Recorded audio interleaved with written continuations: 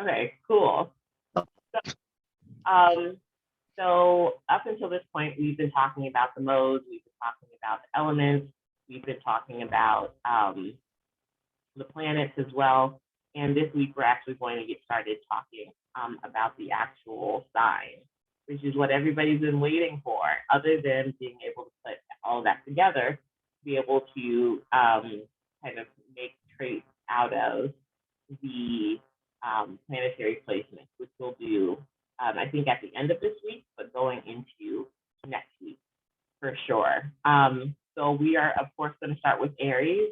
I have kind of listed like all the things that we already know about Aries, and we're going to kind of do this as a lecture slash exercise, in-class exercise while we're going through them.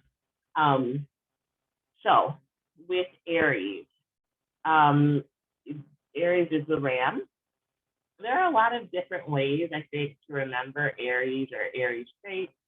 But of course, we have, of course, it's masculine, the element is fire, the mode is cardinal, and it's ruled by Mars, are the things that we know. Does anybody want to share their own kind of view of Aries before I say anything? I do know that Sarah turned off her camera, so I can do it. I would say that this is a sign that's predisposed to always charging ahead with new ideas without having any concrete goal in mind. They're just like, it feels right, let's do this. To put it in a meme version, Leroy Jenkins, if anyone knows that. I know Where, the name. yeah, I'm like, yeah, Leroy Jenkins. And we're like, and he's gone. They are the gunpowder and the match all in one. Like, they will strike it themselves if nobody does it first. They're very opinionated and very easy to get into conflicts. yeah, no, perfect. The only thing I would add to that is like, so whenever I think like there's this thing about Aries because it's ruled by Mars. There is almost like this, like what comes to mind, at least for me, is like lots of like things that are usually associated with violence. So like dynamite and like explosives and I also think about whenever I think about Aries energy, I think about like kind of like this is like my true crime like mind going. Like a blitz attack, like with a knife, like it strikes quickly and it's over quickly. And so it's just like bam, right in your face, up close and personal, boom, boom, boom, out of there. That is Aries energy. That is Aries energy. It flares up quickly, it's done, and it's over. But it's like also that very much there's a certain force behind that Aries energy that says, oh, we're not just gonna push. We are going to make sure that we have momentum behind our push, which makes everything kind of explode as well. So Aries people are a lot like that as well. These people, while they are very shy, and a lot of them are usually like very quiet and lovable. When you first meet them, there is definitely another side to Aries, which is what we usually know. So what I associate with Aries traits is going to be um, definitely competitive because we have that Mars aspect of everything. We have uh, leaders and people that really like to be first, or people that are pioneering and really like to, like I said, be first on everything. With Aries people, there's this thing of wanting, almost like wanting to prove themselves, and I think that's where some of the competitiveness comes from. It's very much like this idea of I'm going to make you believe in me because I'm going to do something. I'm going to do this kind of thing. And that comes from that cardinal sign of them, and that open bluntness and honesty comes from that fire sign element. And of course, a lot of Aries are known, especially Aries men. Um, it really embodies that. Like Aries energy. What I've noticed is that even though masculine and feminine energy aren't talking about two genders, like as we think about them as people, I have noticed that like if it's like a masculine sign, then the men tend to like take on more uh the more typical uh they epitomize what that sign energy is. If it's a masculine sign, it's the same for the feminine. But when you kind of switch those, that's when you start to get different personalities for sure. And so I do think when you're looking at astrology, I think like the way we think about gender in people can be looked at. I don't personally look at it, but I do think it's interesting to kind of compare and contrast. That's Aries. The way that I would remember Aries is actually just because it's the ram. If you ever watch like National Geographic or anything like that, you see the rams. They like they they get their heads low and like it's almost like they take a running start. There's a lot there's a lot of momentum, and then they lock heads with each other. And so it's a lot of power and it's a lot of just kind of going for it. Aries is that initial spark, and it's also I forgot to mention that their most famous or infamous trait, which is being selfish. I have different opinions on this word because I don't think that Aries are necessarily selfish. They definitely can be, but I think it's more so that Aries people understand the whole thing. Like when you get on a plane and they tell you put on your mask first before you help your passenger or before you help the person next to you. I think Aries people really understand that. But I mean, to each their own. Everybody has a different experience with Aries people for sure. And then I don't see this, but I know that some people will have like I've seen in books that the ram and the golden fleece as a myth is connected with the sign of Aries. And so if you wanted to use that to kind of remember, you could. I don't personally see the connection, but that's just me. But it's a nice kind of like a myth to kind of go back to if you wanted to kind of try and draw into traits from that. So next we have Taurus. Does anybody want to talk about Taurus energy, like the traits that you associate with Taurus? Personal experience, stubborn. Not necessarily materialistic, but I really prefer like good quality items. Like I'm down to go thrift store shopping, but I want to look for like good quality items. I garden, I'm in tune with nature, and like my animals, those are my babies. Um, I'm an empath, just really down to earth in a lot of ways, but I like the nice things. Yeah, no, definitely. Something that I would say with Taurus energy, so we have it ruled by Venus, and so definitely quality is a big thing. Because Venus is everything that's like art and culture. Oh, sorry, going back to Aries for 1 second. So the part of the body, when we think of, and this is kind of like medical astrology, I'm still learning about this, but this is like I think entry level. Like medical astrology is the part of the body that each sign is associated with.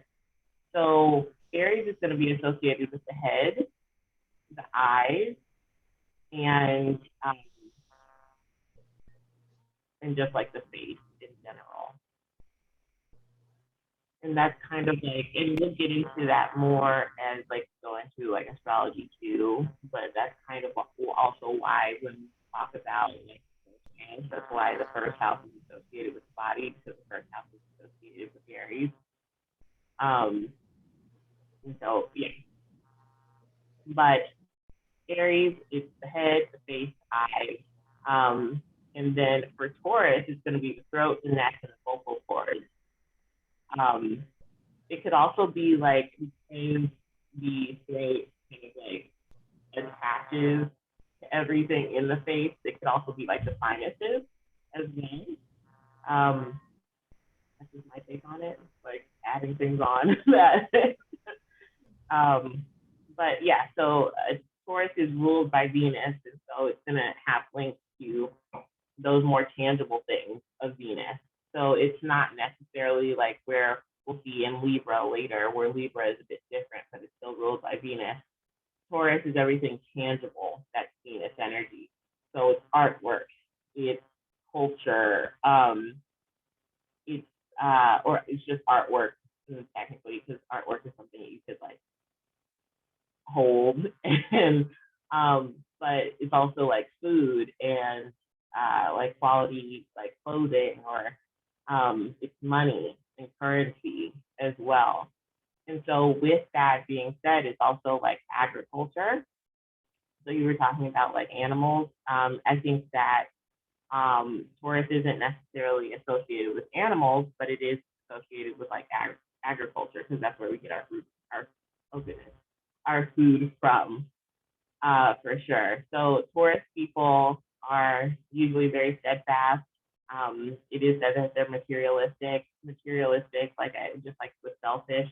I don't think is a bad thing, because we need money to live. And so Taurus people are usually very hard workers.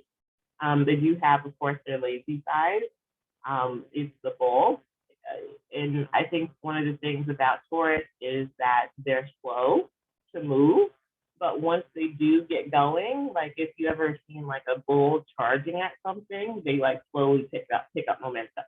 And once they get going, and this is also why you probably wouldn't want to piss off a Taurus, is that like when they do get going, it's very hard to stop them. Like they take a long time to get upset, but once they do, they're on a roll. Um, they are also known for being stubborn, but I think that really adds to that steadfastness. Like we're talking about fixed signs are said to be stubborn, but really they're working towards something. The fixed signs, especially Taurus, knows that there is no payoff if I don't continue to kind of like stick with the plan and be predictable. And really kind of stick with the plan and make sure that the work that they're putting out is quality. Anything else? On their not so great side, I haven't met any Taurus people like this, but I have heard that Tauruses can be a bit judgmental and a bit snobby. I could see where that comes from like that being part of them. That's accurate. That's accurate. That's accurate. As I'm getting older, I'm really being intentional about not prejudging people. Like, and I don't judge based on people's looks. It's just anything. Like, your eyebrows are funky. I'm gonna judge you. And I try so hard not to, especially since my 14-year-old's starting to pick up on it. I'm like, no, don't do that. No, because I'm like, I definitely see where that's coming from. Because we have to remember that Taurus is ruled by Venus, and Venus is not just like artwork; she's also beauty. So it's like aesthetic as well. Mm-hmm. And what am I looking at on a tangible level? And what do I think about that? Do I think it's quality? Do I think it's not quality? And if it's not quality, then I'm going to have some thoughts on that. And we could also probably pass those same things to Libra as well, although I think Libra does it a bit different, or it's expressed a bit differently. So moving on to Gemini. Gemini is going to be a masculine sign. It's ruled by the element of air. It is mutable, and it's ruled by Mercury. It's one of the two signs ruled by Mercury. And so with this being said, these are like the less tangible things of Mercury. And so it's all about thoughts. Whenever I think about Gemini, I think about like pollinators in a garden. So like hummingbirds is usually actually what I think about when I think about Geminis. Like they kind of everywhere, like like going from like place to place, accumulating information, and then they can be in one place right here, and then in the next they're picking up information right here. But while they're picking up different parts of information from different places, they're also spreading information from in different places as well. And this, I think, is a great kind of metaphor or analogy for Gemini because it also speaks to their mutable um, placement, or the mutable part of them, which says that I am always changing and I can literally change location or change my mind at the drop of the hat, which gets Gemini in so much trouble.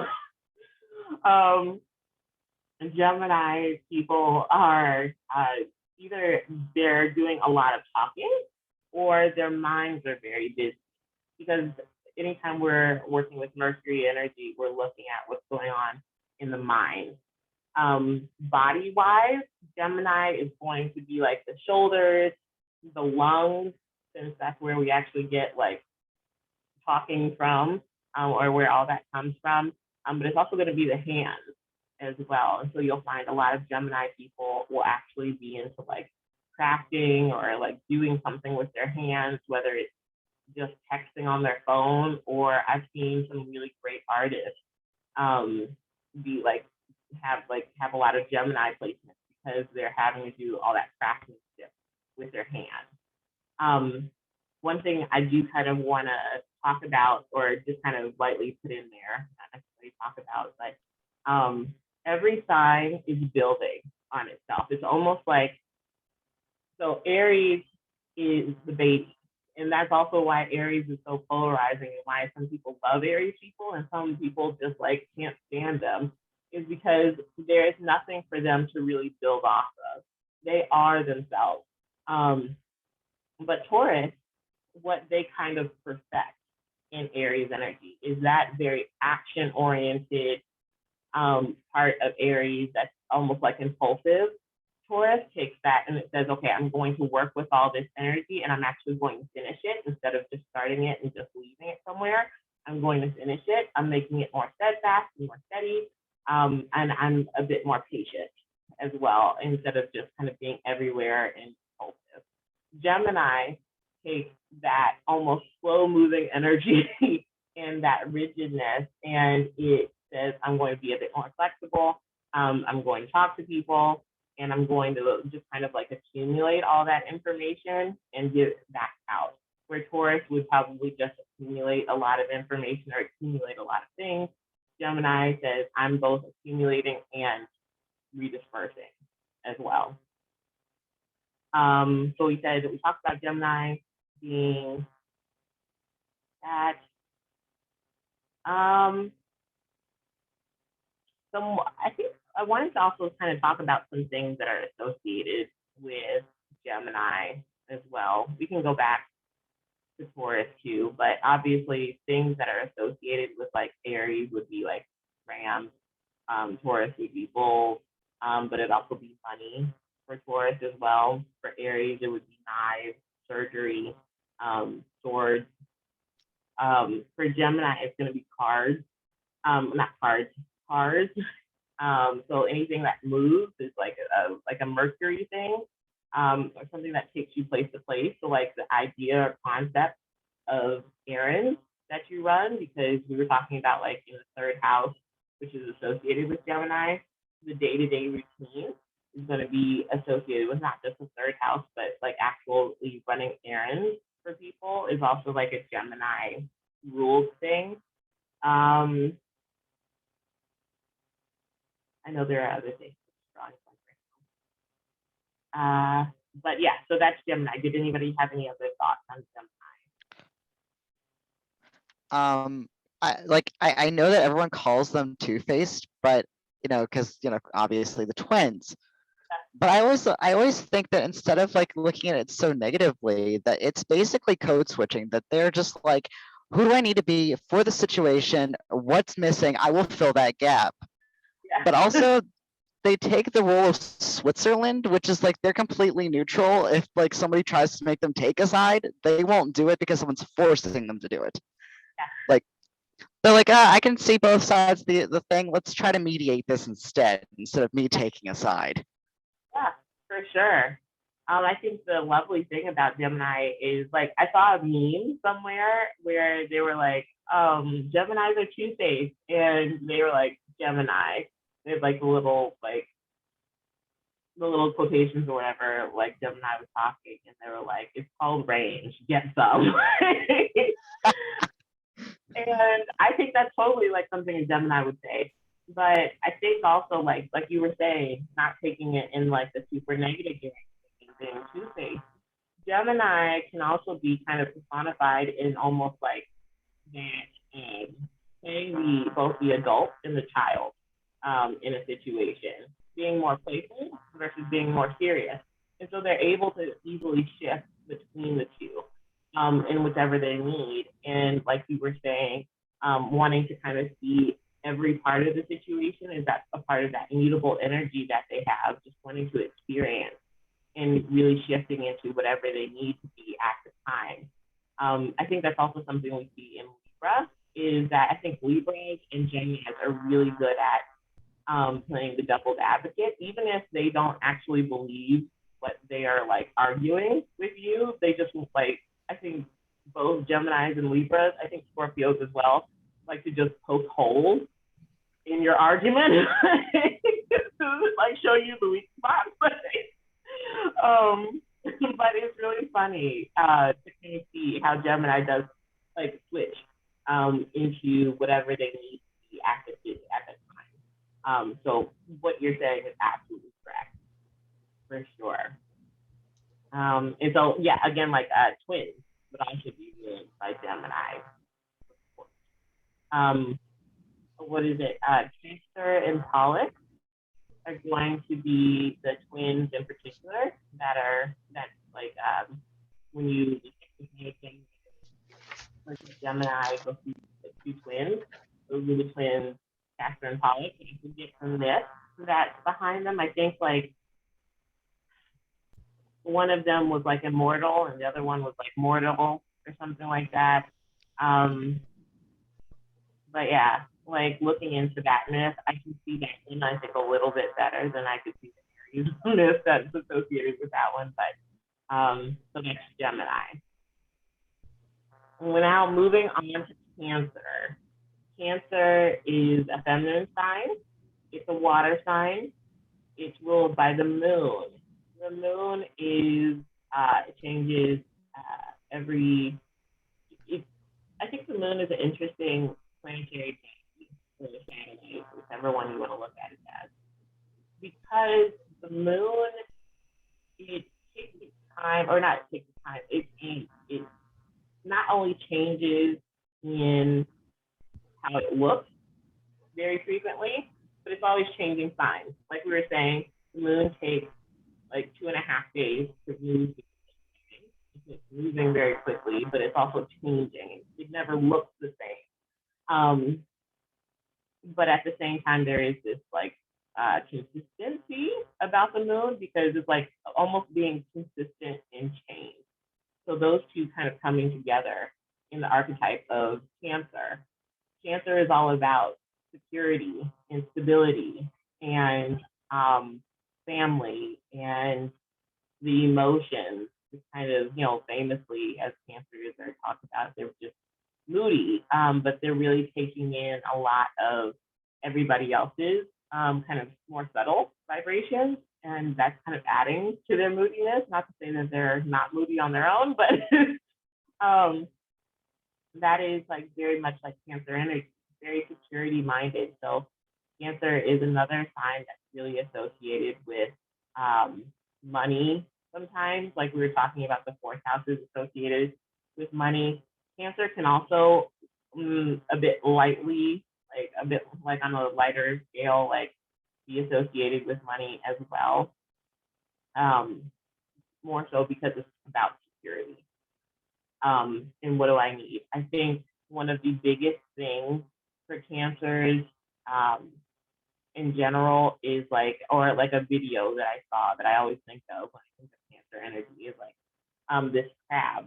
It was on a beach and it was like scooping sand as it was like walking in a circle. So it was like as it would take a step, it would scoop and pass that sand to its opposite claw, and it kept doing that in a circle to where it got to the point where it built a dome over itself.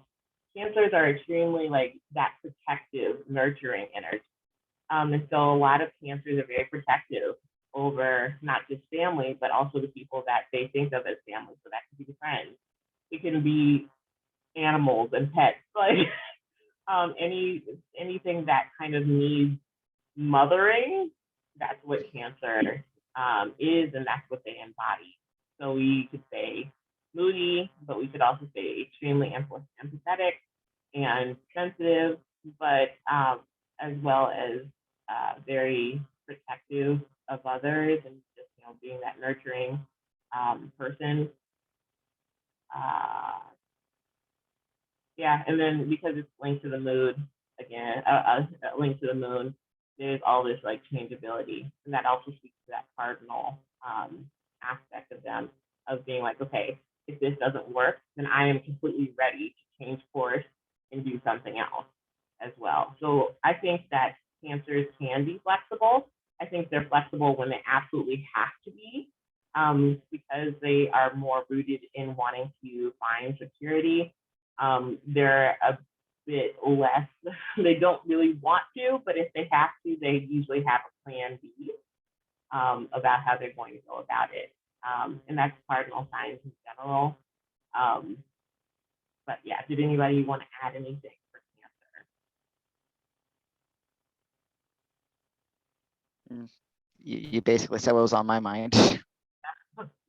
Okay, so for cancer, it's going to be the breast. It's going to be like just kind of the chest area in general. And it could also be the stomach. I think that's like one that's less talked about, but I think like I always think about the stomach too because it's about nurturing. And a lot of times cancer placements, people with like heavy cancer placements will be the people that will like feed you like the most, and that all goes to the gut. Because it's not usually like healthy stuff that they're cooking you. It's usually like all the like comfort food. And so some things ruled by cancer would not just be the crab, but it would also partially also be nutrition as well. It could also be just like nurture. I had something like as I was talking. I'll come back to it. It'll like hit me later. But let's move on to Leo. Leo is going to, I think, the most like famous sign. I feel like Leos, they are Beyonce, the Beyonce of the zodiac. So they're in their own show. So Leos, it's going to be a masculine sign. They're ruled by the sun, and they're a fire sign as well. In their fifth. So this is going to give them like that stubborn edge. But it's just like a consistency that we're really seeing with Leo energy. Leos are loyal. They are usually very likable because they have like that sun energy as well. So when a Leo walks into the room, usually they're noticed in one way or another, whether that's just people notice them. If nobody notices them, they will definitely call attention to themselves usually. I think that every Leo I have ever met, like, I'm like, yep, that's a Leo. That is a Leo. Because you can also tell, like, I think because they usually have some very thick hair, like Demi Lovato, and I think Selena Gomez is like on that Cancer Leo cusp, and I think she might be actually a Leo rising. But I can usually tell Leos because their hair is just gorgeous. It's just like baboom.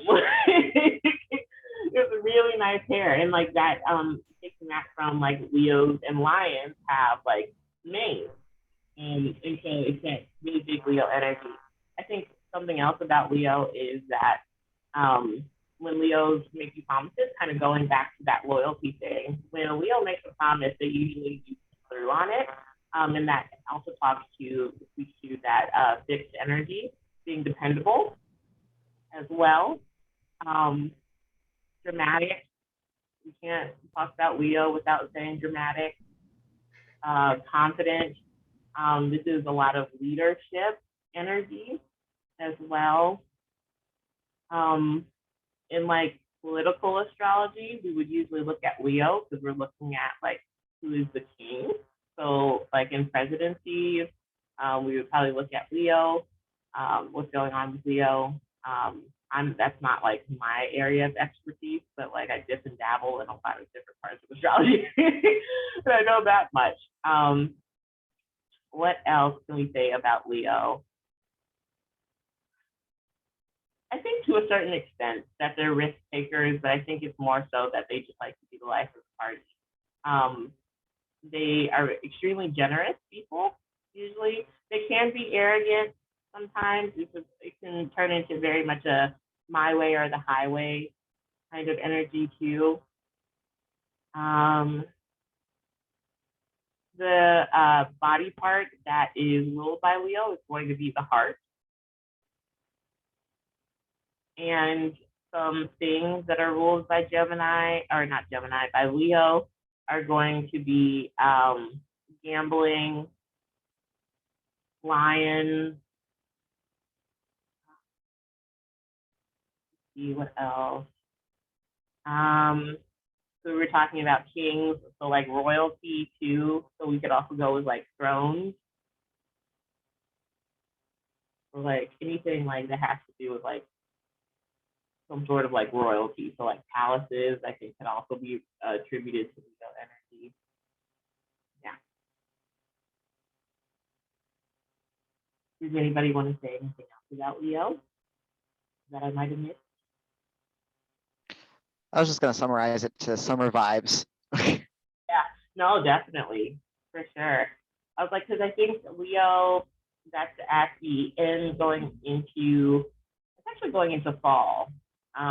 So like, I know it's in August. So it would be what's before August. So the end of July going into August. And so it's not quite like the height of summer, but I feel like definitely for sure, like with all that sun energy, it definitely feels like summer. I think that's like what Leos kind of embody. They're just like their own like little cup of orange juice. Yeah. Okay. So next we're moving on to Virgo. Virgo is represented by the it's called Virgin. This is not to say, of course, that Virgos are just like nuns, even though some of them can be quite uptight.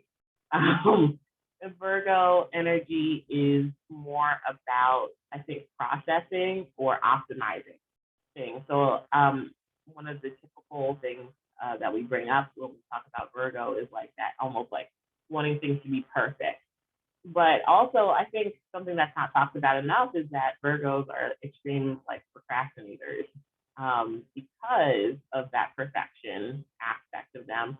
And it's almost like they get paralyzed by wanting things to be so perfect that they are like, I haven't figured out yet how I can make this perfect, so therefore I can't act until I do, and so I just don't.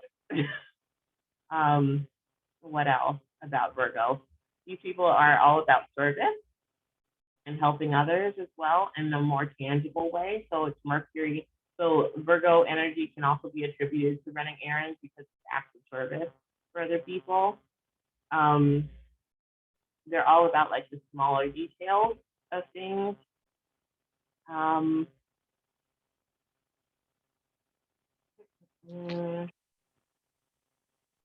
What else?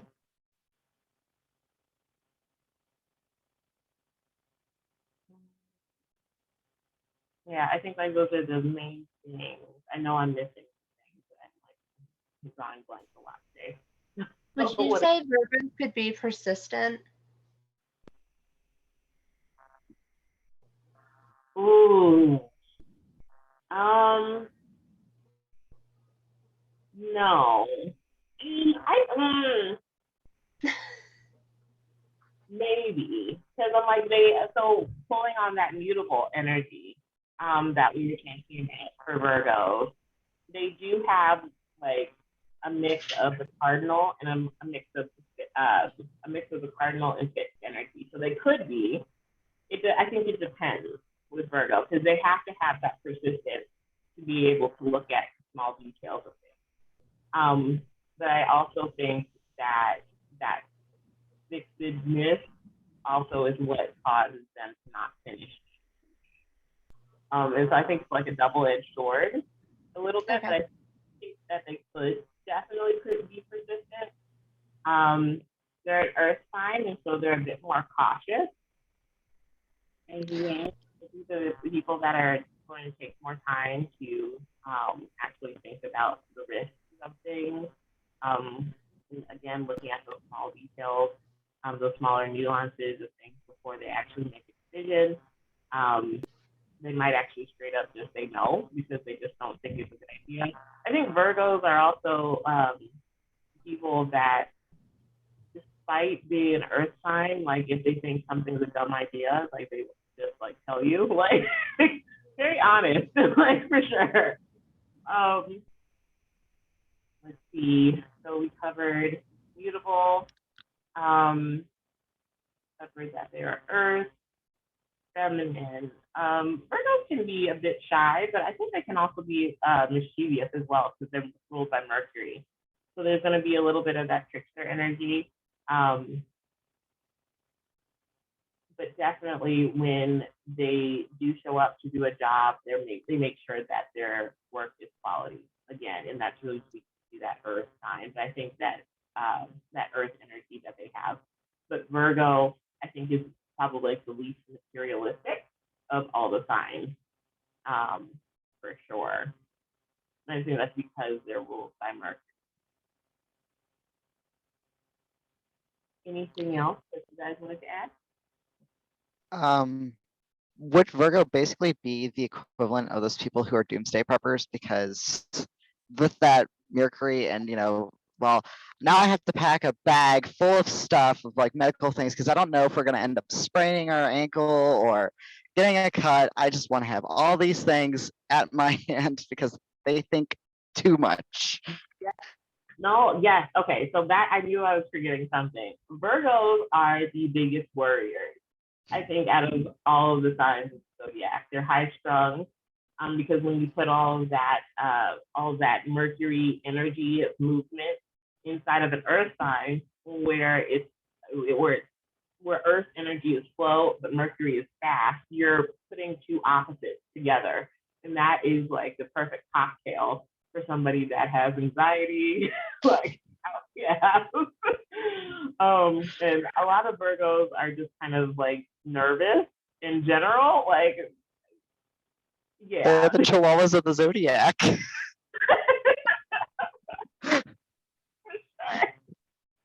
Sorry.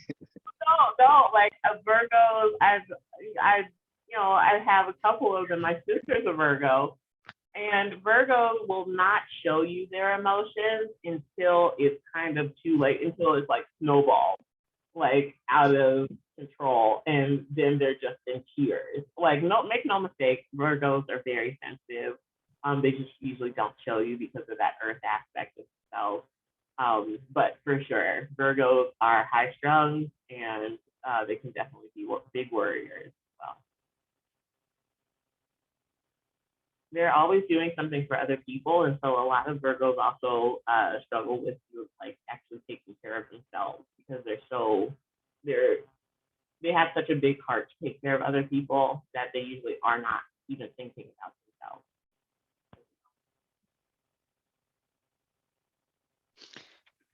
Okay. As far as the body parts associated with Virgo, we're looking at the intestines.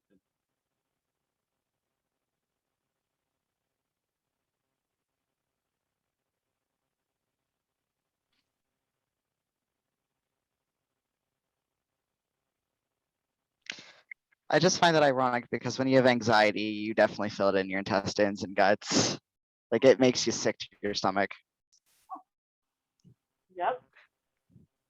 And you'll find like a lot of Virgo rising people, like, a little side note, usually whatever sign is on is like whatever ascendant or rising sign you are, that's usually what you have issues with health wise, or like what you'll have like certain injuries with. Um, so like I'm a Capricorn rising, so it's not surprising that I have a knee injury. And so, like a Virgo, and I've heard a lot of Virgo risings have like tummy problems. um, for sure.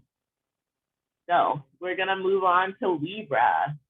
Libra is the second sign in the zodiac that's ruled by Venus.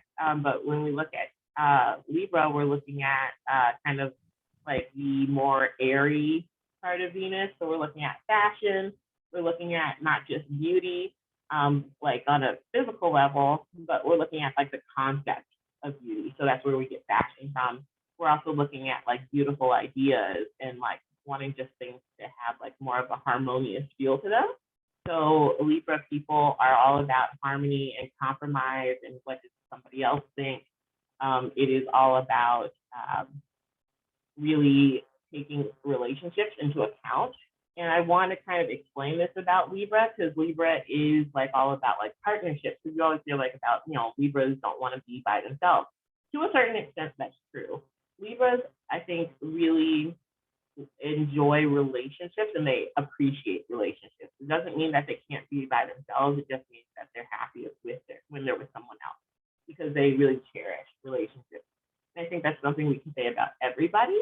But Libras are happiest when they're with someone or when they're in a relationship. And even when that person isn't a romantic partner, they cherish and they value the relationship as a concept.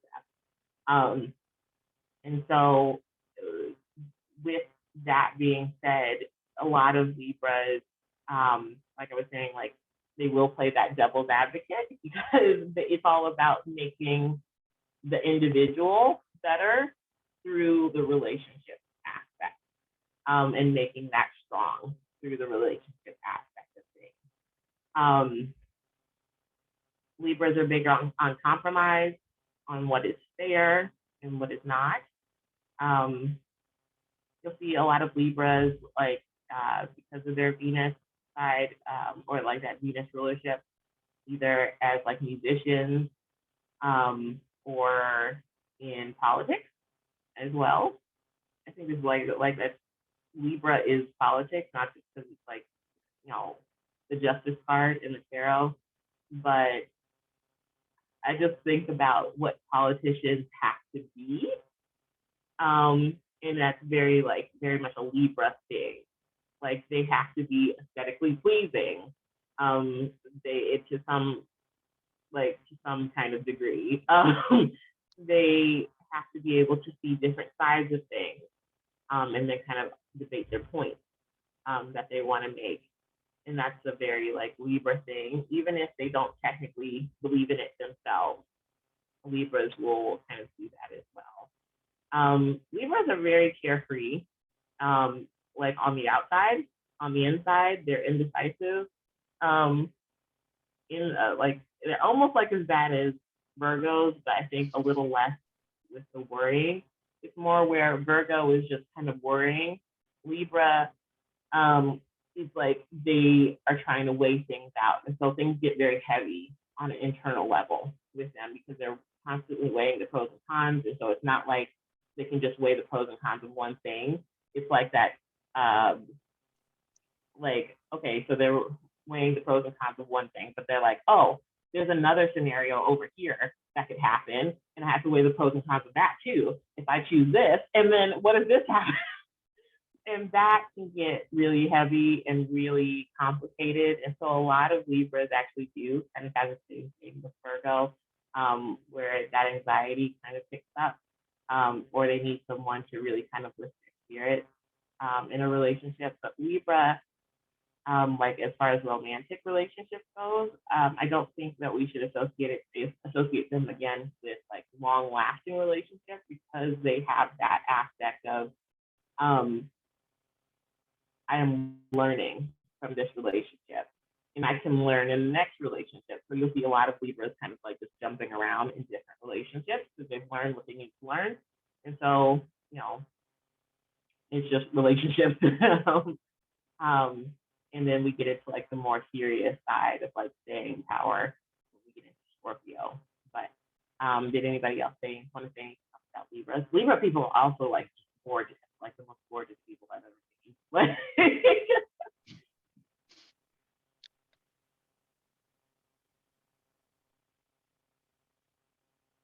Okay, so we're going to keep moving on to Scorpio.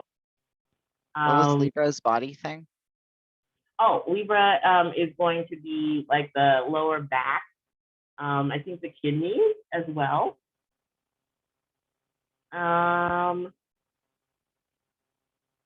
Yeah, I think lower back. Yeah, lower back and kidneys. Oof. Moving on to Scorpio. Scorpio is really going to be a sign that I think they take, because they're ruled by Pluto, and Pluto is like that higher octave of Mars. There is almost like this self kind of thing with Scorpios. There's like this prying that happens with Scorpio people and then that energy in general, where it always wants to know more as far as like the psyche goes. And so a lot of Scorpio people will be very interested in psychology, or if they're not particularly directly interested in psychology, they always want to know or get down to the like kind of like what makes people tick kind of situation. Scorpios are also, I think, because of that fixed energy, very stubborn. These people actually, I think, can be very bubbly. Most Scorpios that I've met have just been all gloom and doom. Not to say that they can't get that way, because they definitely can. But most of them start out to be, I think, very bubbly. But I think the good word for them is going to be intense. They don't do anything by halves, and that's that fixed energy that we're talking about. But it's also Pluto. It's all or nothing with Scorpio. So they're very passionate as well, but that downside of that passion is can be like vindictive, or just very like focused on like vengeance too.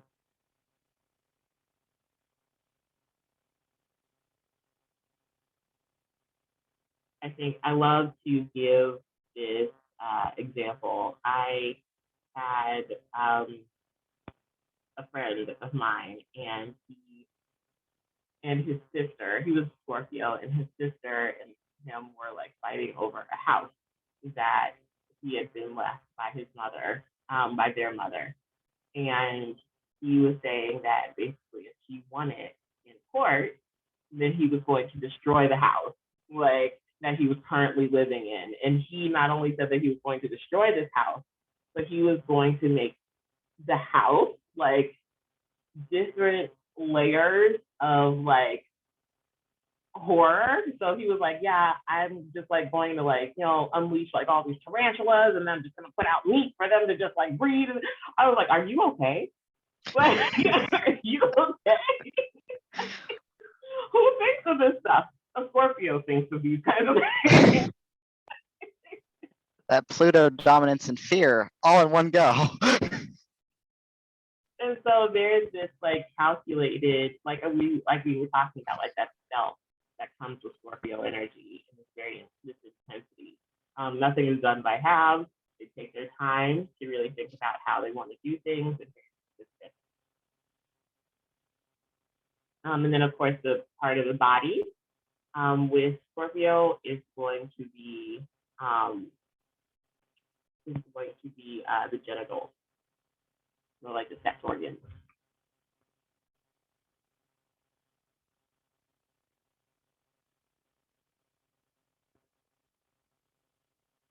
Moving on to Sagittarius. So Sagittarius is a mutable sign. It's also going to be masculine. It's a fire sign, and it's ruled by Jupiter. So a lot of, because of that Jupiter aspect, a lot of Sagittarius people are just very, very jovial. Like they're just always like, there's just something about them. They, even if they're not in a good mood, like on their own, they're always going to bring a good vibe to groups of people. When they're not in good moods, you definitely know it. I think every Sagittarius I have ever met, like, is proud to be a Sagittarius. And they are loud. They're extremely loud. You know a Sagittarius when they walk into a room, for sure. These people are extremely interested in like different philosophies, and a lot of them get into like spirituality as well. But they love to travel. I think like Sagittarius is like catchphrase is catch flight, not feeling. They love to travel. They love to learn.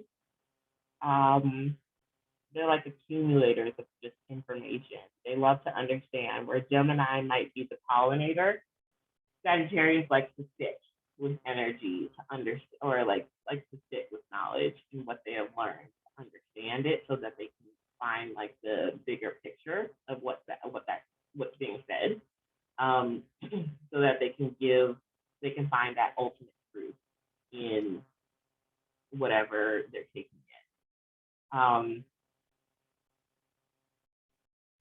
Let's see what else. Sagittarius people are famous for taking things very personally. Whatever they do believe in, because I think that's also like a key word that we could talk about with Sagittarius, is that because they're ruled by Jupiter, it can very much also be my way or the highway. And if you tell me that I'm wrong, then I'm going to take it personally. I'm going to let you know it. Because whenever I think about Sagittarius, I think of Jupiter. I think of Zeus, like the biggest like crybaby, but he was a big personality, big promiscuous,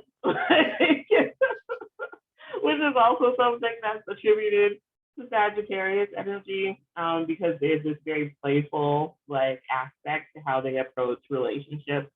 And so, fun fact: a lot of times, Sagittarius people, their first marriage, and we could tie this back to mythology. Their first marriage is usually the first marriage usually doesn't do well. It depends on the rest of the chart.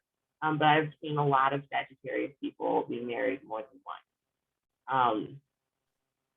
But their best attributes are going to be that they do see that full scope of everybody's kind of perspective. And they really just want everybody to have a good time. Ruled by Jupiter, they're all about abundance. And that can be taken in a physical aspect as well as kind of like conceptual as well. They're the life of the party. I think it would probably be the most fun to be a Sagittarius person.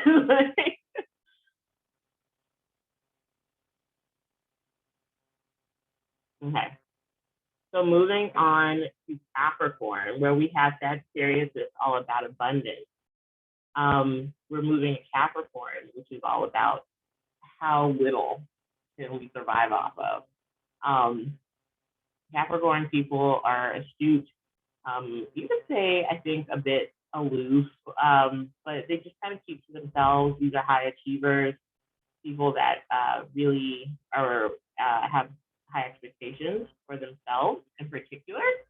Um, and while they might be critical of themselves, nobody, beats up a Capricorn worse than a Capricorn. um, and so there can be this side of them that's just very down on themselves, even if they're doing great. These people really care about taking care of their families, but they're more work oriented. So they can be workaholics for sure. They're very practical. Um, they are dreamers, but they're dreamers in the perspective of just being like the aspect of, okay, how do I make this happen?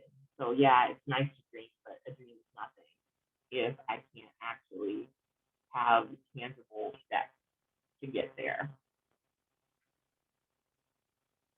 Oh, I forgot to say the body part for Sagittarius. Sagittarius is going to be like the thighs and like hip area.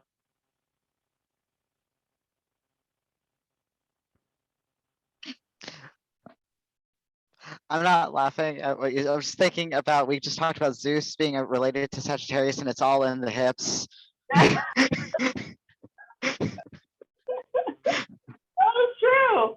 It's true. Definitely, like this is what I'm saying. Like you definitely make sure that you draw those comparisons. Like these are the things that'll help a lot later when you are, when you're reading charts or whatever, and you're like, oh, like you'll be able to kind of understand things because you made these like small connections that seem like, they might seem like a joke in the moment, but they're like, oh, now it really makes sense now that I'm looking at this chart. Okay, so what else do we have? So we were at Capricorn. So very steadfast, very it's like very much like CEO energy. So they have a plan. They like to have plans to do things. They're all about hard work. So these people are extremely hard workers, bordering on workaholics. A lot of Capricorns are late bloomers, and so a lot of them don't really see their actual results until they've put the work behind whatever they're trying to achieve. So it's not like we're a Sagittarius to just be somewhere, right place, right time. Capricorn people often don't reap any kind of benefits until after their 30s. But even if something is achieved before then, um, it takes a lot of work for them, and they're willing to do it because, of course, they're Saturn moves, so they're all about it. So they can also be pessimistic. Pluto, Pluto ruling Scorpio and Saturn ruling Capricorn. Both of these signs both have a disposition to pessimism as well, or depression.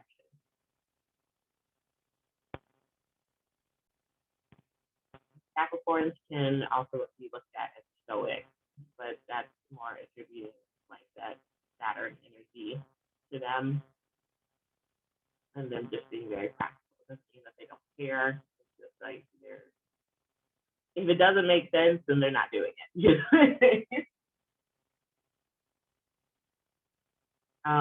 For Capricorn, we're looking at the knees for the body part.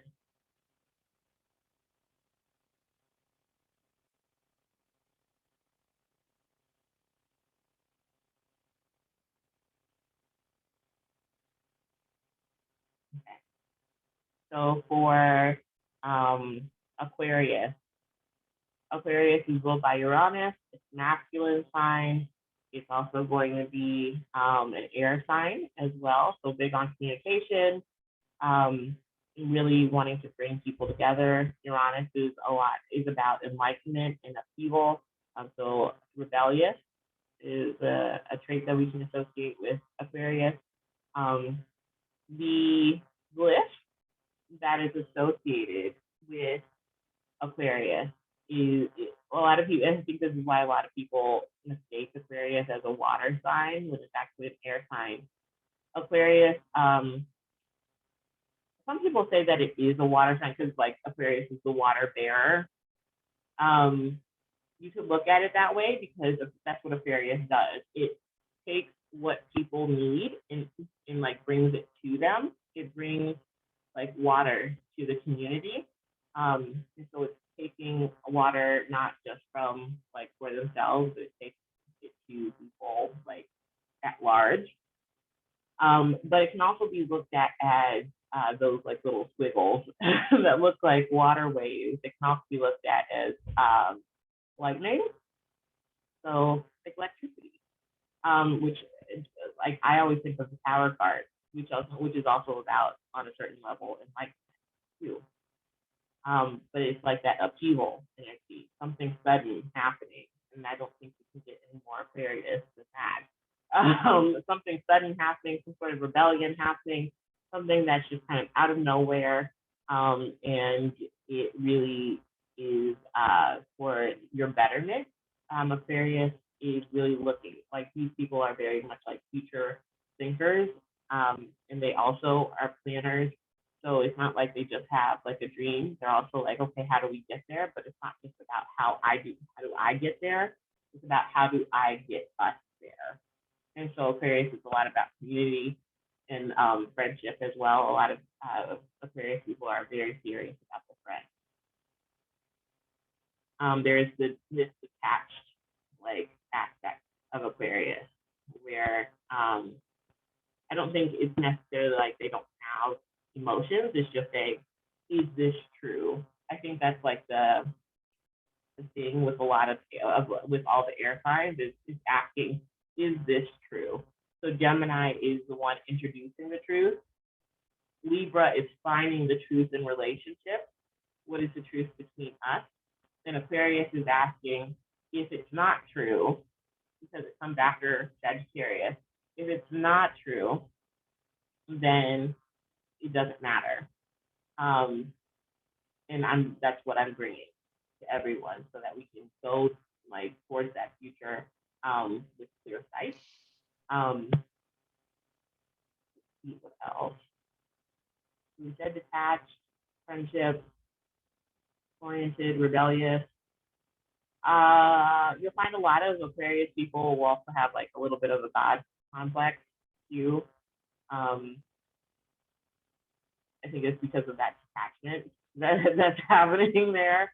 But also like in mythology, Uranus, like that whole story with Saturn and Uranus is very illuminating when we're talking about like Aquarius versus Saturn, and that's why Saturn and Uranus rule Aquarius, like on a traditional and modern level.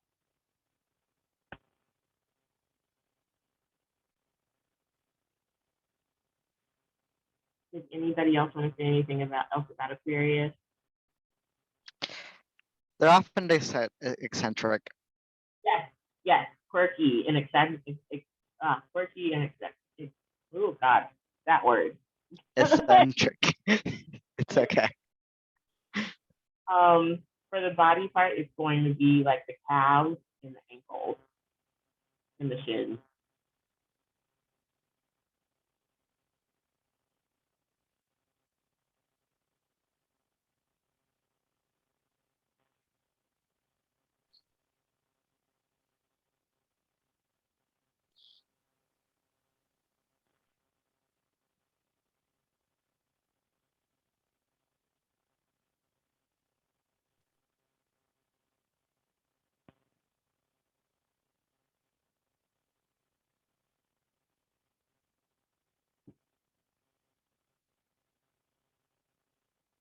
Okay.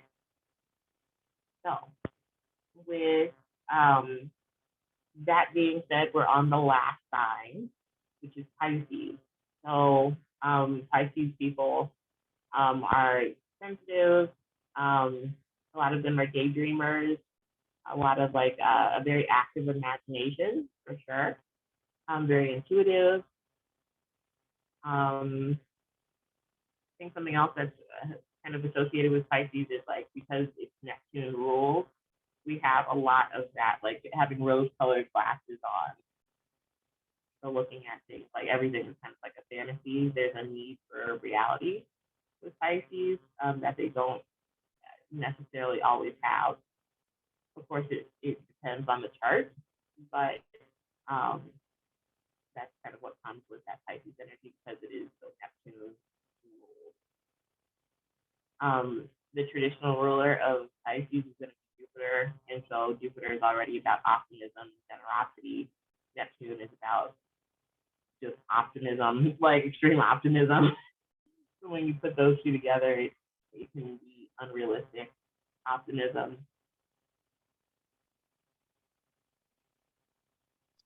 And also intuitive and compassionate are some others.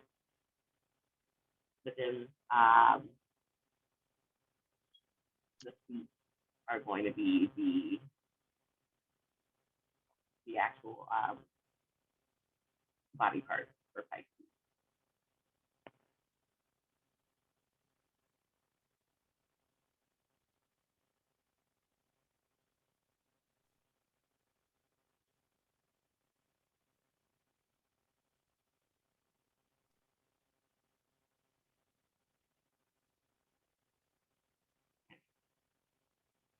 Anybody else want to say anything else about Pisces?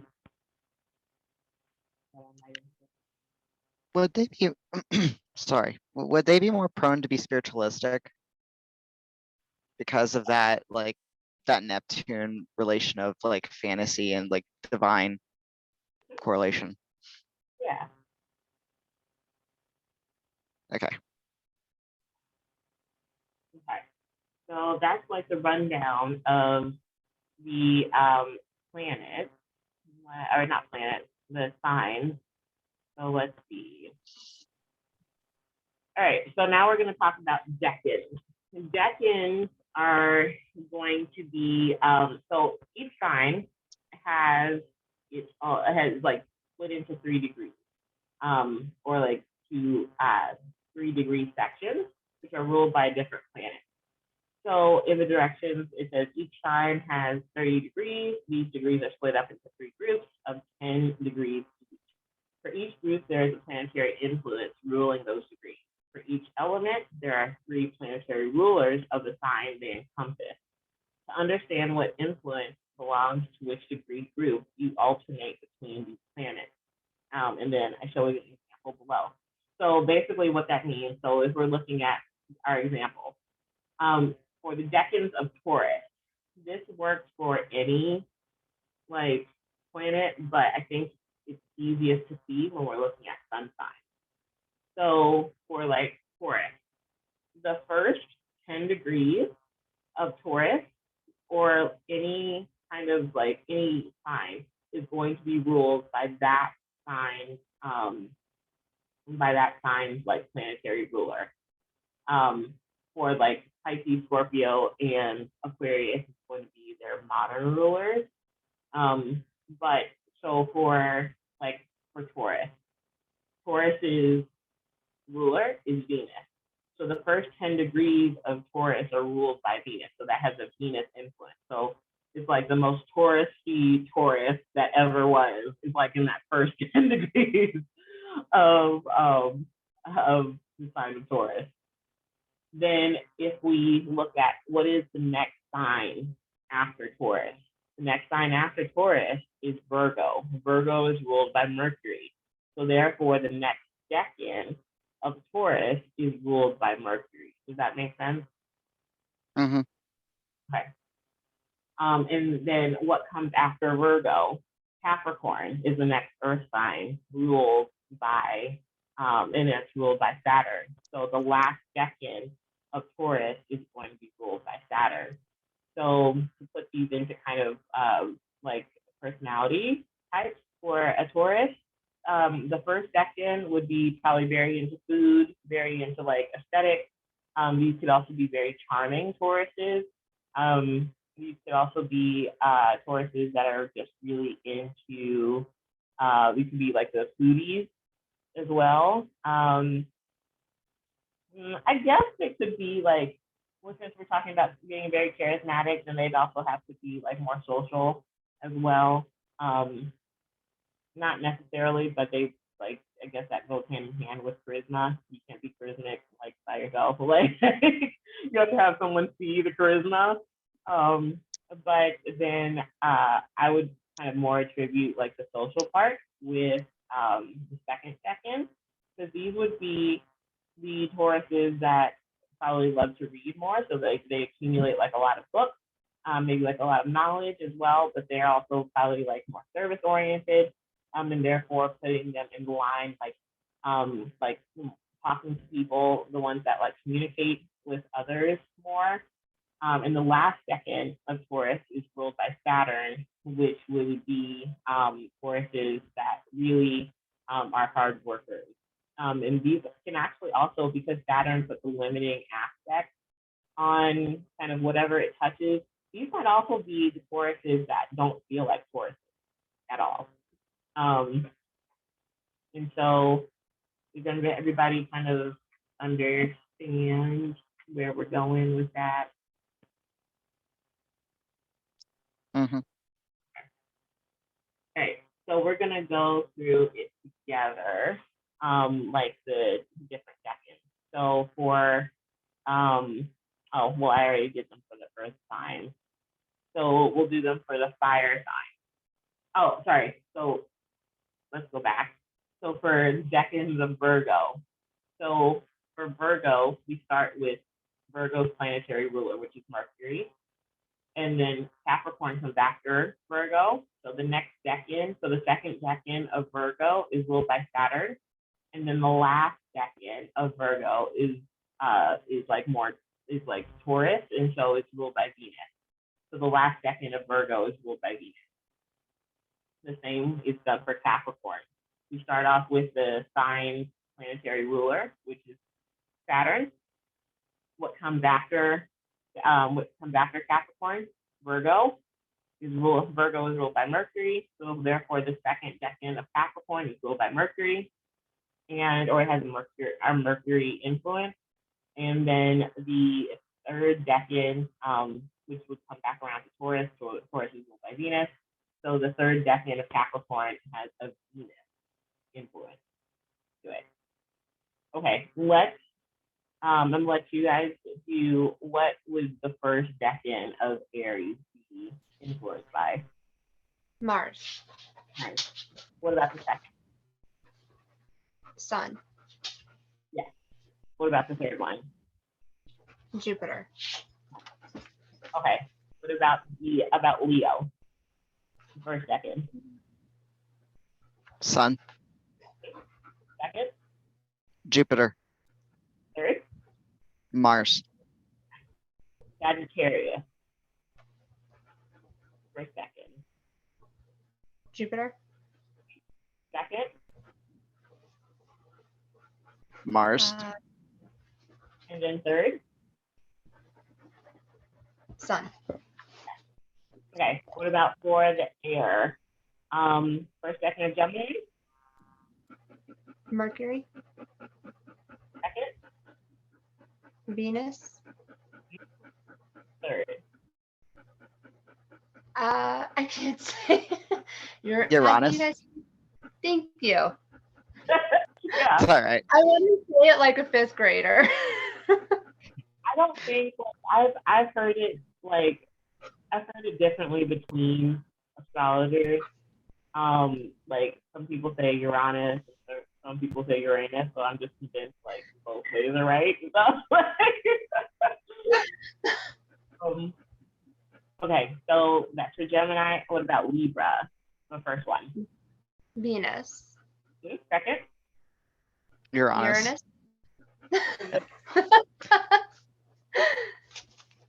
Yes. All of the above. Yeah. And then for the third, it would be Mercury. Yeah. And then for Aquarius, we have to say it one more time. For the first Uranus. one. Mercury. And then the third. Venus. Okay, moving on to our last element. We are looking at the first decan of Cancer would be ruled by Moon. second. So And then the third. Neptune. And then the decans of Scorpio. First one. First, Pluto. Second. Neptune. And then the third. Moon. Pisces. First. Neptune. Second. Moon. And then third. Pluto. So some people are born like on the cusp of some of these like decans. Like I think I'm a good example. I'm born on I'm a 20-degree Pisces, and 20 is like sit right between that moon and Pluto decan. And so I could see how I'm like probably ruled by both. And I think in that instance, you would probably look at the whole chart and look at what planet is touching the most things. In my chart, I do believe Pluto is touching like everything. And so I think I would definitely have to say a more Pluto rule as far as the decan goes. But I've got to go let the dog out real quick. I will be right back. No problem. So I don't want to like start this next part without her. So how are you feeling about everything so far? I'm learning a lot. I'm seeing how things connect, such as I've already caught on to the fact that there's almost like a cardinal fixed mutable pattern for the decans. I was like, oh yeah, it just keeps in that same cycle. So long as you can keep it in the same, you just shift it up and put whatever was at the top on the bottom. Yep. I was like, and it's like astrology is all a pattern because there's nothing new in astrology. Like even when we come to like planetary placement, like all of these things have been done before. It's just like a kind of different configuration. So I was listening to a podcast not too long ago when I think we were like around the time of like, I think it was like right after the Capitol like situation. And they were talking about what was going on in the stars when the Capitol was stormed, and they were talking about some of the same placements or some of the same configuration or aspects were happening when 9/11 happened. And so there's really nothing new under the sun. It's just like how it's expressed, because everything definitely has a range. And that's why I say like really get to understand how like have your own understanding of the signs, because I could tell you what a book says about Sagittarius or whatever, but there are so many other things that could be said from those traits. So like on their best, these people are extremely high vibe. On their worst, they are extremely low vibrational and they take everything seriously and they're big crybabies. But it's like that range, and in your own understanding of them, you'll be able to expand in so many different ways. And the same goes for aspects as well. That's why I think it's so beautiful about astrology, is that you're able to predict things with astrology, but at the same time, like at the end of it, you could read an aspect and still know absolutely nothing, because I don't think that the universe really wants to be figured out. And so it's like, yeah, you kind of know what's going to happen, but you don't know exactly what's going to happen. But you know to avoid the Capitol on those days where they're storming the Capitol. We like a lot of astrologers knew that something like as far as like maybe rioting was going to happen, but I don't think anybody could have predicted that like specifically a storm on the Capitol was going to happen. Mm-hmm. But yes. Okay, so beginning to read house placement, or not house placement, beginning to read. So when we're looking at trying to put the signs and a planet together, and how do we actually, what does that create? I'm going to kind of give you like some cheat codes to kind of figure it out. So we're not going to get into house placement just yet. Um, with this course, I just really want you to get a good understanding of how to put a planet in a sign together to be able to understand those. But so for a house, this is where the energy is expressed. So like what area of life it's expressed in. The planet is what energy is being expressed. So like aggression, beauty, you know, focus would be like more Mercury, motion, moon. And then the sign is how the energy is expressed. Usually the order that we read or formulate an understanding of the planetary placement is as follows: planet, sign, house. If you would like to reconfigure that, you can. It's just how I read it. When you're starting out, remember to write out each part of the equation and its traits separately, and then add them all together. The only reason I say that is because it can get a bit confusing if you just try to storm it all at once. Kind of like that old saying, how do you eat an elephant? You take it one piece at a time. So for the sake of today's class, we'll only be covering the planet and the sign equation. So we have, I did an example.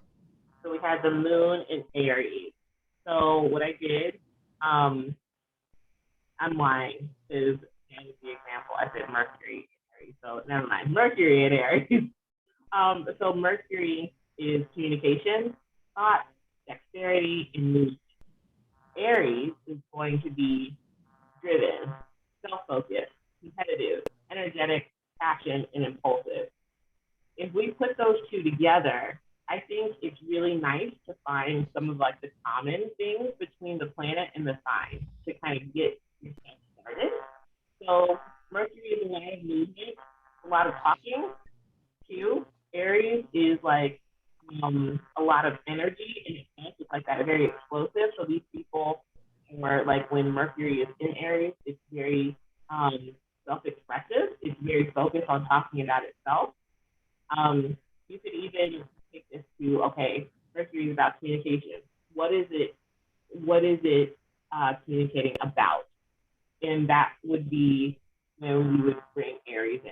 So what is it communicating about? It's communicating about itself. It is probably the biggest trash talker ever because of that competitiveness. It might be a very expressive Mercury sign, and so like everything either sounds really interesting or everything sounds much more interesting than it actually is, because it's kind of like that exaggerated kind of thing with Aries, but just very passionate about what they're talking about. And they probably talk quite a bit. And as far as like movement, how are they moving? Aries is more like a quick energy. So this is someone that's either talking really fast or someone that is talking a lot. And moving, they could also move very quickly. They might also be just like very competitive minded as well. So always wanting to talk to me. Yeah. So do you kind of see how I got all that? Mm-hmm. Okay. So we are going to do this together. So I don't know what time it is. So we probably won't get through the whole thing, and that's okay, because next week if we don't get through all of this today, we'll finish it off next week.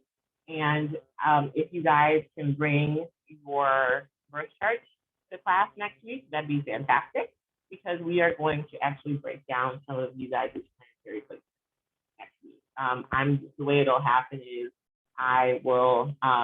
you guys will pick a planetary placement, and you will interpret it to me, and then I will interpret it back to you, like some of the things that I see, and so that you can kind of see the range, how different things can kind of manifest. But also, I think it's really nice to be able to kind of have that sounding board as well. But it's nice for you guys to get practice in this exercise for sure, because that'll prepare you for next week. Because I definitely want you guys to be involved in interpreting parts of your own chart, because I think astrology definitely starts with you.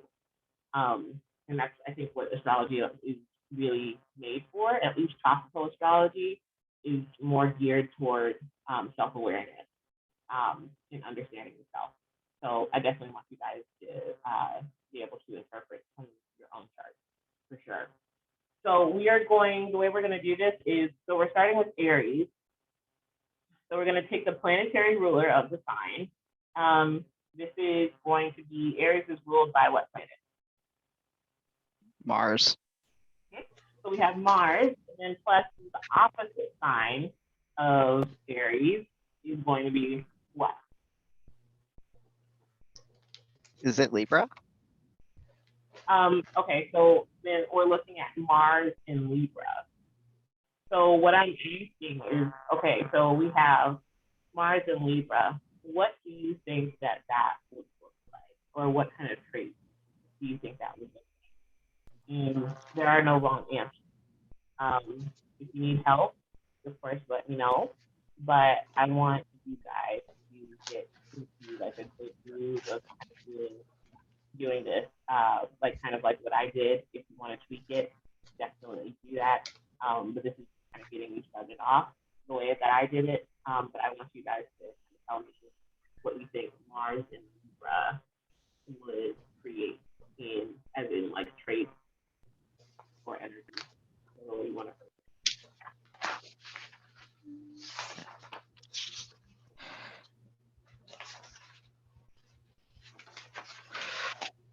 Oh boy. I'm looking. Okay, take your time. I definitely want you to take your time. I have a feeling that since they do try to find their best to find solutions to everyone's problems, try to balance things out, that should they see like someone taking a more and tilting the scales, they're going to be aggressive and call them out on their shit. Just be like, hey, what the fuck are you doing? Yeah. For sure. It's like, they got that aggressiveness. Yeah. Yeah, they're bold. Mm-hmm. This is, I think, one of those times, because I'm like, I think that Mars in Libra is definitely good at exposing people.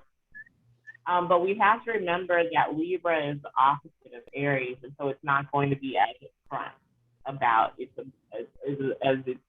not going to be as upfront about like its aggressiveness. So therefore, like it'll call people out in like a roundabout way.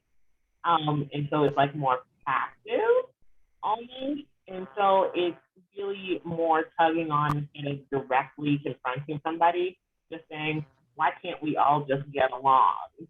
Like, and why can't we just find compromise? It's like very much a Mars and Libra thing. Mars is how we get what we want and how we go after things. And so Mars and Libra might expose people for and really call people out for being unfair in that way. And that might be a way that they call people out and expose people for being unfair, but mostly they don't want to win exposed unless they have to. And so these people are going to really be people that are more like playing both sides. I think this is a placement that would do especially well in politics. It's really a sign that is, or a placement that's really good with compromise and hearing everybody out and finding compromise or common ground between people. And these people would also be very charismatic because that's how they get what they want is through like a Libra way.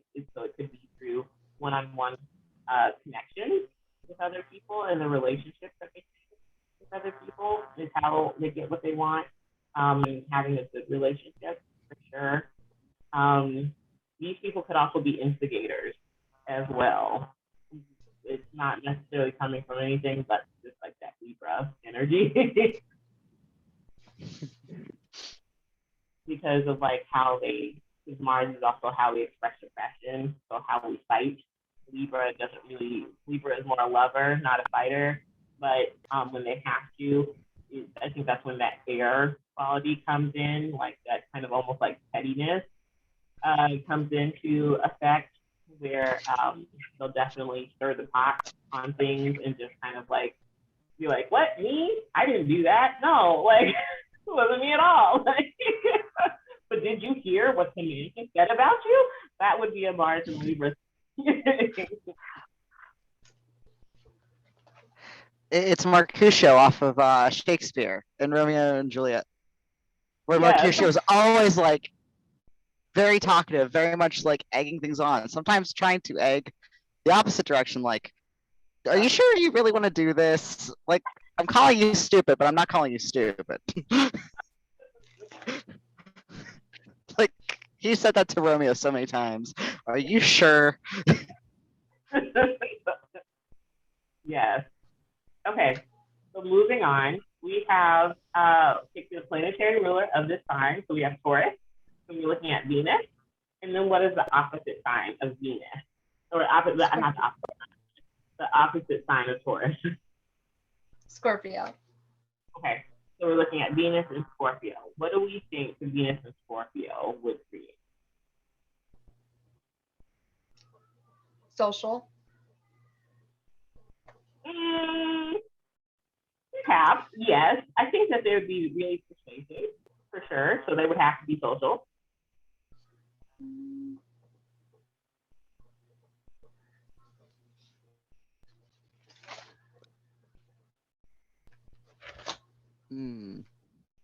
This is definitely a tough one. This might be a good place where that exercise from last week might come in handy. Like if you think about people that you know as are Scorpios. Scorpios tend to like only be in social situations if they have to be. A lot of Scorpios like to stay down in the depths alone, and so they can be social when they need to be. And Venus definitely shows themselves in that way. So I wouldn't say that they're overtly social, but I would say that when they are social, there is a certain something about them that's very like magnetic, very like it draws other people to them. What else? Because Venus has so many other aspects. It's definitely like more sensuality, because it's more like, how do you activate the psychological effects with sensuality? So like, using lavender to calm yourself down, or using silk to kind of ground yourself and make yourself feel more luxurious. They're much more for like where that mentality will trigger with what they're doing.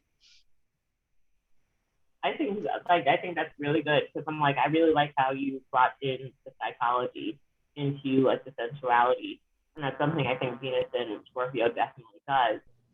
It's not technically like you'll notice that a lot of Scorpios aren't vulgar. They're more about like how to sex your mind more than like actually like sex you. Like so Venus and Scorpio is really going to be like those kinds of people that like they'll be almost like you can't necessarily tell if they're flirting with you or not, but like at the same time, you're definitely flirting with me.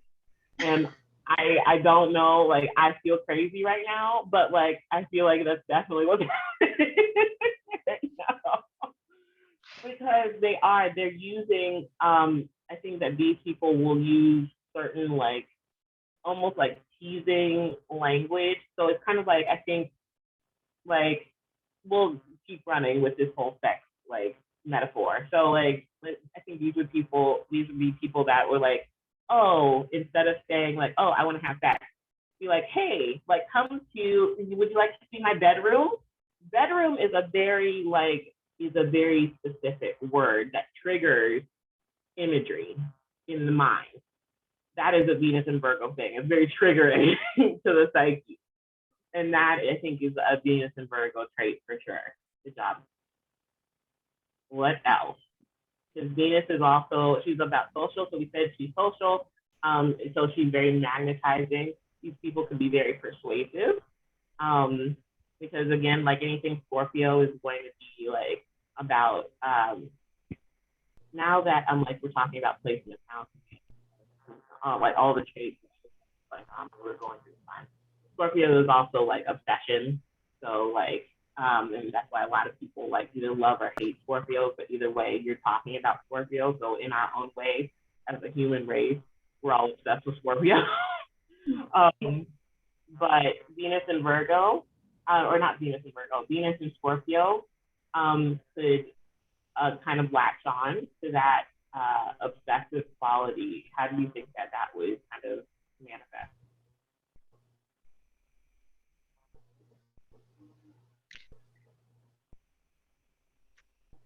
You're just drawn to them. There's something about them. At least like for the couple Scorpios I know, I've just immediately been drawn to them and I didn't know why, even before I knew them and knew parts of them. Like I was just like, I gotta know you, I've got to be around you. Yeah. They're a walking, talking museum. You want to look at the artwork, but you can't touch them. Yeah. Yeah. And the true self, it's not even just like, oh, you can't touch their skin. You don't know who they are because they Yeah. have that icy shelled exterior that almost seems sharp, but there's Yeah. something beautiful and deep underneath it. Yes, I would say Venus and Scorpio is very mysterious for sure. Yes. And they definitely like exude that.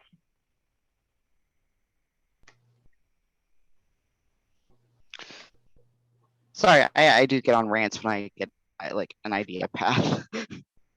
No, you're good. These are the kinds of things I want you to think about because these will be the things that are important when you're breaking down placements in your own chart. Yeah, it's going to be a call out next week. Everyone's just going to come up, show up, and everyone's like, oh, that's why, Kevin's like that. Oh yeah, no, I'm like I think the last week is always like my favorite week. There's not a hangout for next week because we like in the last class we just ended on part of this exercise, and so we just finished the exercise and then went through like everybody's chart.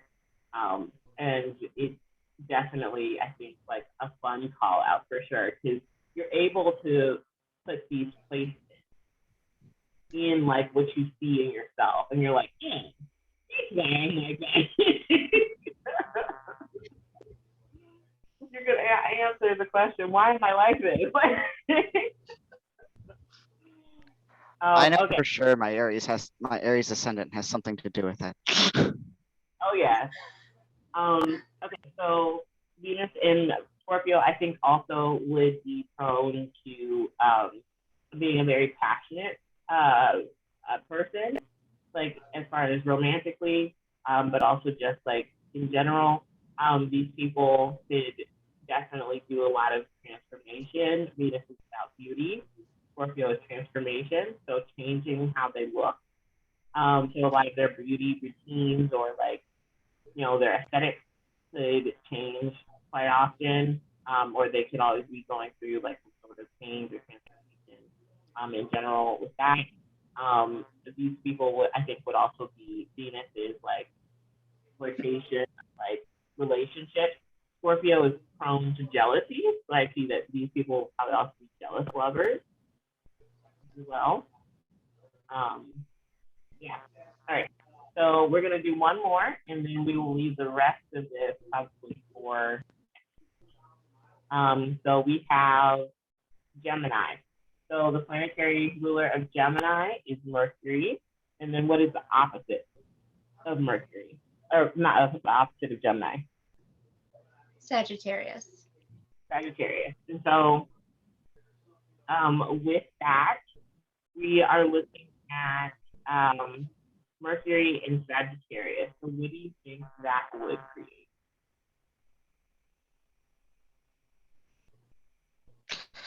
Oh boy. They want to learn everything. They want to see everything from everyone else's perspective. Probably into a lot of travel because Sagittariuses are already known to be like wanting to travel and learn more things. And then you have Mercury that likes to travel. Mhm. Yeah, I would definitely say that for sure. These people could also be like you said, people that always want to learn something. Whenever I think of Sagittarius, I always think of like what they say, broadening your horizons, and that automatically triggers like the opening thing, like the opening scene of The Lion King, like where the sun is coming up over the horizon. And that's what I think of like Sagittarius energy is like there is no stopping. Like there is no boundary of how much they want to learn or where they want to go. They want to see it all. They want to learn it all. These people can actually know it all.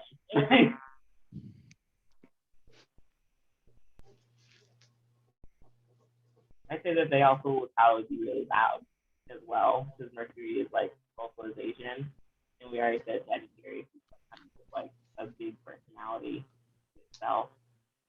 So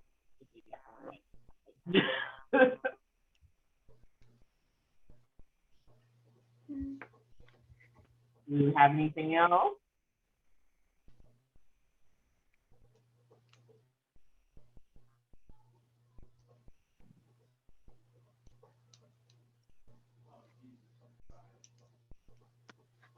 With the Mercury, they'd be really big into communication as well.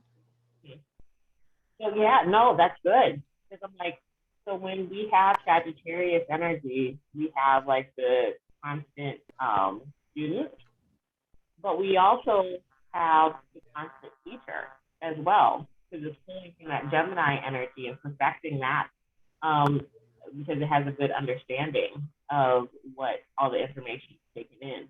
And so these people would be really good teachers. Very good. Very nice. Anybody want to hear anything else? Anything else? Because I actually didn't even think about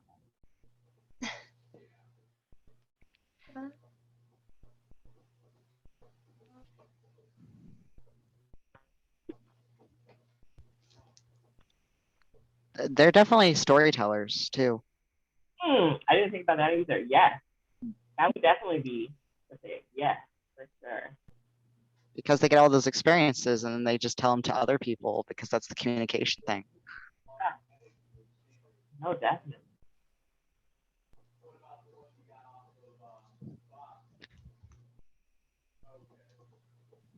Anything else? Good one.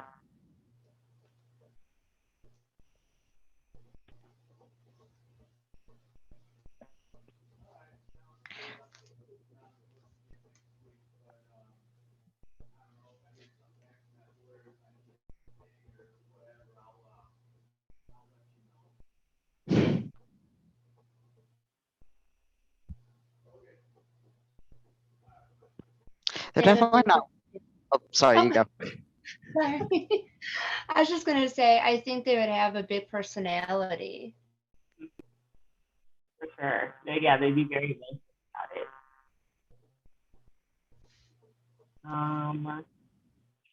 I think the only thing I would add is like because Mercury is like that whole like running errands and traveling, but like Sagittarius is also like a very much like a party energy. So these people could be the people that do a lot of communication. Like if you're trying to get an event together, like these are people that could be like the promoters of like a social event or something. Hmm. But yeah, that's all I have for Mercury in Sagittarius. If you guys have anything else, I think that's like a good cover for for that place. It's definitely somebody who doesn't stay in one place. That's like I guess it's traveling, but I don't think they have a steady home. Like Yeah, they're not yes, somebody who has roots at all. this would definitely be nomads for sure. People that have like a more nomadic life. Yep. Yeah. People that move around a lot, or like these people that like would probably do really well like living in a van, depending on the rest of their chart, and just kind of like going across the country or like. Yeah.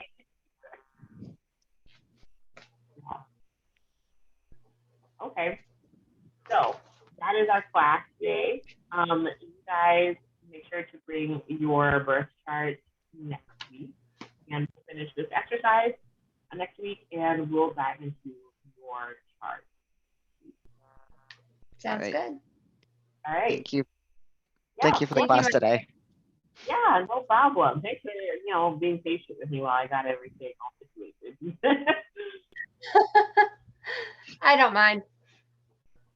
Yeah, no, I just like with everything new with the Zoom call, I was like, this is my first time like being able to share my screen on Zoom, and for some reason I had to figure out how to like, because on my personal account for Zoom, um, it says that I have to enable screen sharing, but I have no clue how to do that. Maybe I need to like figure that out. But like this is the first time that I actually been able to like, do it all. So, okay, but I will see you guys next week. All right. See you You guys next have a week. great week. All right, bye. Everyone take it easy. Oh, You too. later. Bye. Say Bye. hellos.